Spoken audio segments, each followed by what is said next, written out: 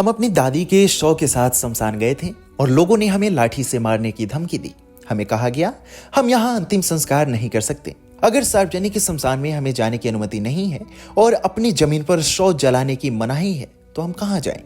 दलित समाज से आने वाले 21 वर्षीय माउली साबले के शब्द सिर्फ एक व्यक्ति का रोष नहीं बल्कि भारत में दलित समुदाय की वास्तविक स्थिति को प्रदर्शित करते हैं। जब किसी दलित के साथ समाज में अन्याय हो रहा होता है तो आरक्षण पर छाती पीटने वाले लोग ऐसे मसलों पर चुप्पी साध लेते हैं। देश की आजादी के 75 सालों बाद भी समाज में दलित समुदाय हाशिए पर ही जीवन जी रहा है। कहीं किसी को घड़े से पानी पीने पर सजा मिलती है, किसी को अपना ग्लास साथ में लेकर घूमना पड़ता है, तो वहीं दलित समुदाय के कुछ लोगों को सार्वजनिक स्थानों पर अंतिम संस्कार तक से रोक दिया जाता है।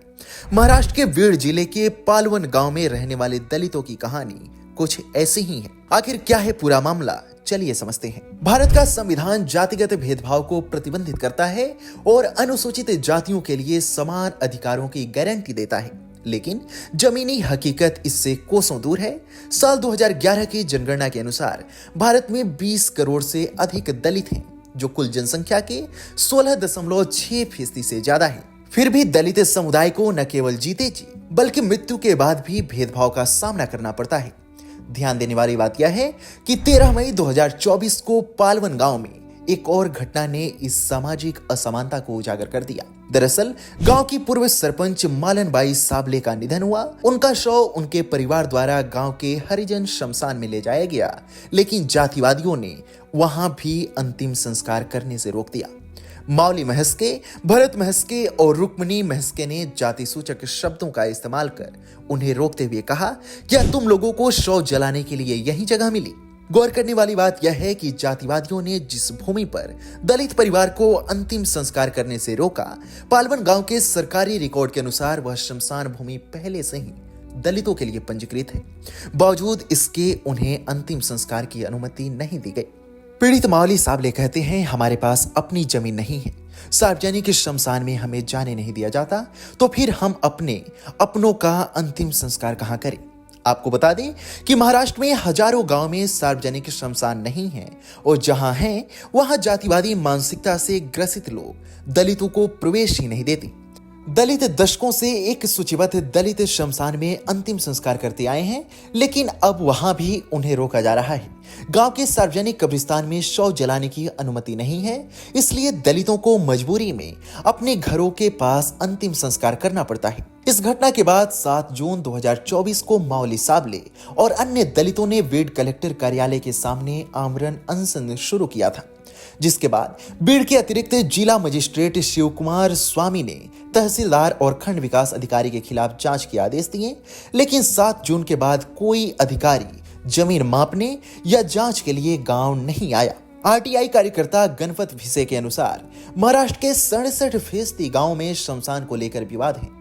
महाराष्ट्र के 28,021 गांव में से 18,968 गांव में शमशान घाट का कोई रिकॉर्ड नहीं है।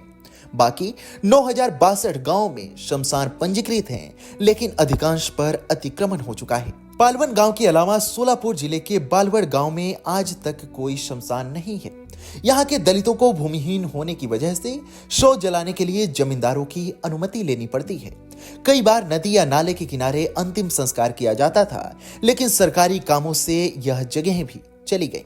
साल 2021 में स्थानीय दलित महिला अनिता कामले की मौत के बाद किसी भी जमींदार ने शव जलाने के लिए जगह देने से इनकार कर दिया था। उसके बाद इस दलित परिवार ने शव को तहसील कार्यालय के सामने रखकर प्रदर्शन किया, तब जाकर कहीं जगह मिली। आपको बता दें कि भारतीय संविधान के अनुच्छेद 17 के तहत देश में छुआछूत पर पूर्ण प्रतिबंध है। 1955 में बने अस्पृश्यता अपराध अधिनियम को 1979 में नागरिक अधिकार संरक्षण अधिनियम में बदला गया। इस कानून के अनुसार दलितों को सार्वजनिक सेवाओं और स्थानों पर समान पहुंच का अधिकार है। सार्वजनिक शमशान, कुएं, नदियों, हैंडपंप, घाट आदि सभी के लिए खुले रहने चाहिए।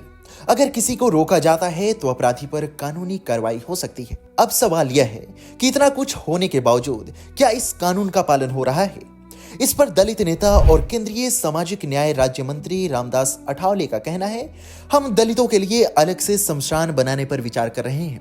अगर ऐसा संभव नहीं हुआ तो हम कानून के जरिए दलितों को हिंदू शमशान घाट में अंतिम संस्कार करने की अनुमति दिलवाएंगे। लेकिन सवाल यही है कि क्या इससे जातिगत भेदभाव खत्म हो जाएगा? क्या दलितों को समान अधिकार दिलाने के लिए प्रशासन जमीनी स्तर पर काम करेगा? महाराष्ट्र, उत्तर प्रदेश, बिहार, पंजाब और तमिलनाडु जैसे राज्यों में आज भी दलितों के शवों के अंतिम संस्कार को लेकर विवाद होते रहते हैं। कानून होते हुए भी प्रशासन की नाकामी से दलितों को अपने मृत परिजनों के अंतिम संस्कार के लिए संघर्ष करना पड़ता है। जातिवाद सिर्फ जिंदा लोगों तक सीमित नहीं रहा, बल्कि मृत्यु के बाद भी इसकी जड़ें समाज में गहराई से बनी हुई हैं। ऐसी घटनाओं पर आपकी क्या राय है? हमें कमेंट सेक्शन में जरूर बताएं।